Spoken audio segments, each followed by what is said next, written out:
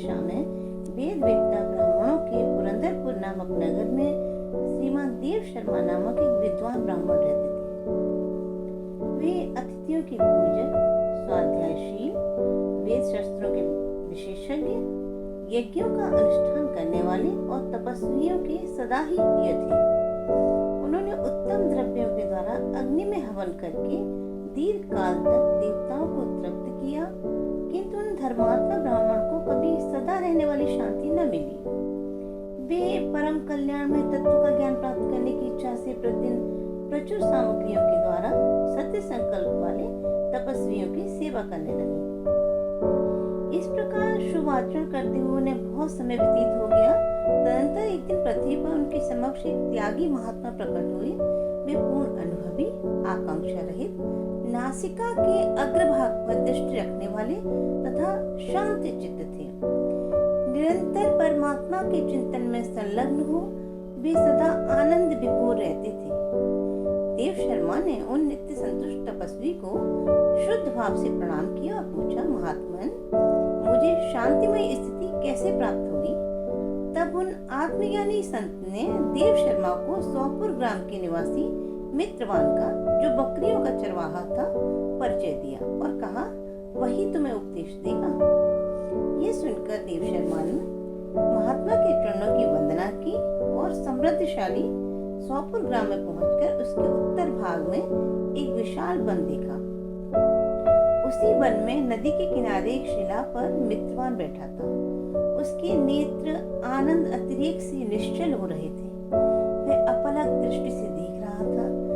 वह स्थान आपस का स्वाभाविक बैर छोड़कर एकत्रित हुए परस्पर विरोधी जंतुओं से घिरा था। वहां उद्यान में मंद मंद वायु चल रही थी। मृगों के झुंड शांत भाव से बैठे थे और मित्रवान दया से भरी हुई आनंदमयी मनोहारिणी दृष्टि से पृथ्वी पर मानो अमृत छिड़क रहा था। इस रूप में उसे देखकर देव शर्मा का मन प्रसन्न हो गया। वे उत्सुक होकर बड़ी विनय के साथ मित्रवान के पास गए। मित्रवान ने भी अपने मस्तक को किंचित नवाकर देव शर्मा का साक्षात्कार किया। तदनंतर विद्वान देव शर्मा अनन्य चित्त से मित्रवान के समीप गए और जब उसके ध्यान का समय समाप्त हो गया, उस समय उन्होंने अपने मन की बात पूछी, महाभाग, मैं आत्मा का ज्ञान प्राप्त करना चाहता हूँ। मेरे इस मनोरथ की पूर्ति के लिए मुझे किसी ऐसे उपाय का उपदेश कीजिए जिसके द्वारा सिद्धि प्राप्त हो चुकी हो। देव शर्मा की बात सुनकर मित्रवान ने एक क्षण तक कुछ विचार किया। उसके बाद इस प्रकार कहा, विद्वान, एक समय की बात है कि मैं वन के भीतर बकरियों की रक्षा कर रहा था। इतने में ही एक भयंकर व्याघ्र पर मेरी दृष्टि पड़ी, जो मानो सबको ग्रस लेना चाहता था। मैं मृत्यु से डरता था, इसलिए व्याघ्र को आते देख बकरियों के झुंड को आगे करके वहां से भाग चला। किंतु एक बकरी तुरंत ही सारा भय छोड़कर नदी के किनारे से बाघ के पास बेरुख टोक चली गई। फिर तो व्याघ्र भी देश छोड़कर चुपचाप खड़ा हो गया। उसे इस अवस्था में देखकर बकरी बोली, व्याघ्र, तुम्हें तो अभीष्ट भोजन प्राप्त हुआ है। मेरे शरीर से मांस निकालकर प्रेम पूर्वक खाओ ना। तुम इतनी देर से क्यों खड़े हो? तुम्हारे मन में मुझे खाने का विचार क्यों नहीं हो रहा है? व्याघ्र बोला, बकरी, इस स्थान पर आते ही मेरे मन से द्वेष का भाव निकल गया। भूख प्यास मिट गई, इसलिए पास आने पर भी अब मैं तुझे खाना नहीं चाहता।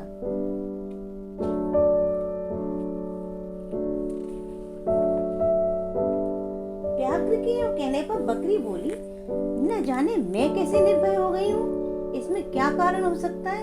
ये तुम जानते हो तो बताओ। यह सुनकर व्याघ्र ने कहा, मैं भी नहीं जानता। चलो सामने खड़े हुए इन महापुरुष से पूछें। ऐसा निश्चय करके वे दोनों वहां से चल दिए। उन दोनों के स्वभाव में ये विचित्र परिवर्तन देखकर मैं बहुत विस्मय में पड़ा था। इतने में ही उन्होंने मुझसे ही आकर प्रश्न किया। वहां वृक्ष की शाखा पर एक वानर राज था। उन दोनों के साथ मैंने भी वानर राज से पूछा। विप्रवर, मेरे पूछने पर वानर राज ने आदर पूर्वक कहा, अजापाल, सुनो, इस विषय में मैं तुम्हें प्राचीन वृतांत सुनाता हूँ। यह सामने वन के भीतर जो बहुत बड़ा मंदिर है, उसकी ओर देखो। इसमें ब्रह्मा जी का स्थापित किया हुआ एक विशाल शिवलिंग है। पूर्व काल काल में यहाँ सुकर्मा नामक एक विद्वान महात्मा रहते थे, जो तपस्या में संलग्न होकर इस मंदिर में उपासना करते थे। वे वन से फूलों का संग्रह करके लाते और नदी के जल से पूजनीय भगवान शंकर को स्नान कराकर उन्हीं से उनकी पूजा किया करते थे। इस प्रकार आराधना का कार्य करते हुए सुकर्मा यहाँ निवास करते थे। बहुत समय के बाद उनके समीप किसी अतिथि का आगमन हुआ। सुकर्मा ने भोजन के लिए फल लाकर अतिथि को अर्पण किया और कहा, विद्वान, मैं केवल तत्व ज्ञान की इच्छा से भगवान शंकर की आराधना करता हूँ। आज इस आराधना का फल परिपक्व होकर मुझे मिल गया, क्योंकि इस समय आप जैसे महापुरुष ने मुझ पर अनुग्रह किया है। सुकर्मा के ये मधुर वचन सुनकर तपस्या की धनी महात्मा अतिथि को बड़ी प्रसन्नता हुई। उन्होंने एक शिलाखंड पर गीता का दूसरा अध्याय लिख लिया और ब्राह्मण को उसके पाठ एवं अभ्यास के लिए आज्ञा देते हुए कहा, ब्राह्मण, इससे तुम्हारा आत्मज्ञान संबंधी मनोरथ अपने आप सफल हो जाएगा। यूं कहकर वे बुद्धिमान तपस्वी सुकर्मा के सामने ही देखते देखते अंतर्ध्यान हो गए। सुकर्मा विस्मित होकर उनके आदेश के अनुसार निरंतर गीता के द्वितीय अध्याय का अभ्यास करने लगे। तदनंतर दीर्घकाल के पश्चात अंतःकरण शुद्ध होकर उन्हें आत्मज्ञान की प्राप्ति हुई। फिर वे जहाँ जहाँ गए वहाँ वहाँ का तपोवन शांत हो गया।